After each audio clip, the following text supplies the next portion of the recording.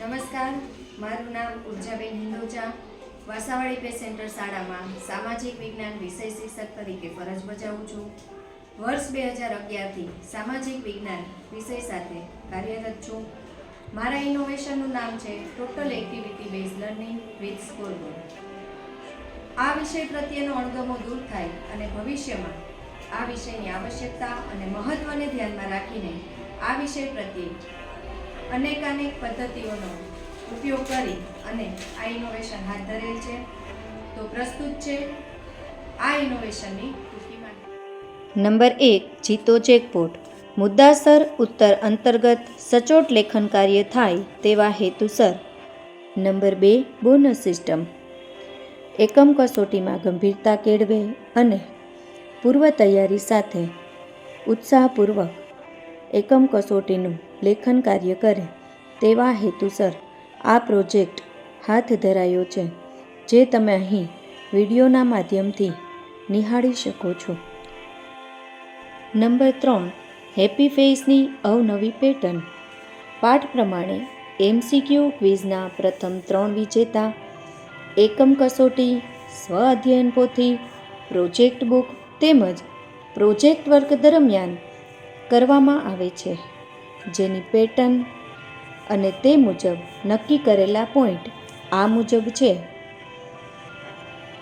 જે તમે અહીં ફોટોગ્રાફ્સમાં નિહાળી શકો છો. Number 4, educational bingo game. મોટાભાગે પાઠ આધારિત MCQS રિવિઝન દરમિયાન તેમજ નકશાપૂર્ણી ક્વિઝ દરમિયાન આ ગેમનો ઉપયોગ કરવામાં આવે છે, જેમાં માધ્યમ તરીકે શાળા મિત્ર અને વિશ્વગુરુ જેવી ટેકનોલોજીનો આધાર લઈએ છે. Number 5, general knowledge book. જે બુક ધોરણ 6 થી 8ના પ્રત્યેક વિદ્યાર્થી પાસે બનાવેલી છે, જેમાં માહિતીલક્ષી બાબતો દર્શાવવામાં આવે છે. ઉપરાંત અન્ય પ્રોજેક્ટ જ્ઞાન સાથે જ્ઞાન, જે તમે અહીં QR કોડ આપેલો છે તેના માધ્યમથી વિશેષ માહિતી જાણી શકશો. નંબર 8, પ્રિય બાળકોને ક્રિયાન્વિત કરવા ટીમવર્ક 2-2ની જોડી. નંબર 9, વાર્ષિક હાજરી સ્કોરબોર્ડ. અને નંબર 10, એક્ટિવિટી સ્કોરબોર્ડ અંતર્ગત ઇનોવેશનમાં બાળકોના સ્વમુખેથી જ તેમના અનુભવો હવે આપણે સાંભળીએ. તે મને ખૂબ અવનવી એક્ટિવિટી કરાવી, જેમ કે અક્ષર સુધારણા, સામાજિક વિજ્ઞાન, ગુજરાતી એવા અલગ અલગ વિષયોમાં મારે ખૂબ મદદ કરે છે અને તેનાથી હું બહુ હોશિયાર બની ગયો છું. તેમાં આનો ખૂબ જ ફાળો છે મારો હોશિયાર. આ રેણુકા વિરાટ એનો હું લીડર છું, વાટેર પિયુષ.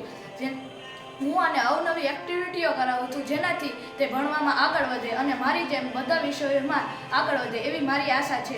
આવી જ રીતે અમારા ક્લાસમાં 2-2ની જોડીઓ છે, જે આવી જ રીતે મારા અને વિરાટની જેમ એકબીજાને શીખડાવે.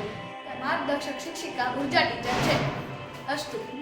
નંદની શ્રી વાસાવાડી પે સેન્ટરમાં ધોરણ 8Bમાં અભ્યાસ કરું છું. અમારા વર્ગ શિક્ષક અને વિષય શિક્ષક ઉર્જા દીદી છે. તમે જાણો છો કે સામાજિક વિજ્ઞાન વિષય ખૂબ કંટાળોજનક છે, તેથી અમને આ વિષયમાં કંટાળો ન આવે તેથી ઉર્જા દીદીએ ઘણી બધી એક્ટિવિટીઓ દ્વારા અમને તે વિષય સરળતાથી યાદ રહી જાય તેવા પ્રયત્નો કર્યા છે. તમે જોઈ શકો છો, અમે એક સ્કોરબોર્ડ પણ બનાવેલો છે. અમે કોઈ પણ કાર્ય અથવા કોઈ પણ એક્ટિવિટી કરીએ છીએ તેના પોઈન્ટ આ સ્કોરબોર્ડમાં મૂકવામાં આવે છે અને વર્ષાંતરે આનો ટોટલ થાય છે, જેમ 1 થી 25 ક્રમિક સંખ્યા જેમાં 1 થી 25 વિજેતા ક્રમ નક્કી કરવામાં આવે છે. આ અમારો જૂનો સ્કોરબોર્ડ છે અને આ અમે નવો ડિજિટલ સ્કોરબોર્ડ બનાવેલો છે. મળે છે અમારી પસંદગી મુજબની ગિફ્ટ અમે ચોઈસ કરી શકીએ છીએ. નંદની આપણા ઉર્જા સામાજિક વિજ્ઞાનની એક્ટિવિટી સાથે સાથે આપણે ગીતાજીના શ્લોક પણ પઠન કરાવે છે, જેના દ્વારા આપણને ઉર્જા વૃદ્ધિ અને લેખન વાંચનના મહાવરામાં પણ ઘણો વધારો થાય છે અને આપણી યાદશક્તિ પણ વધે છે. અને સાથે સાથે આપણે સવારમાં આવીએ ત્યારે આપણે ગીતાજીના શ્લોકનું પઠન પણ કરાવે છે. જોઈ શકો છો, અમે વાર્ષિક હાજરીનો સ્કોરબોર્ડ પણ બનાવેલો છે. અમારા દરેક મહિનાની હાજરીના દિવસો આમાં મૂકવામાં આવે છે.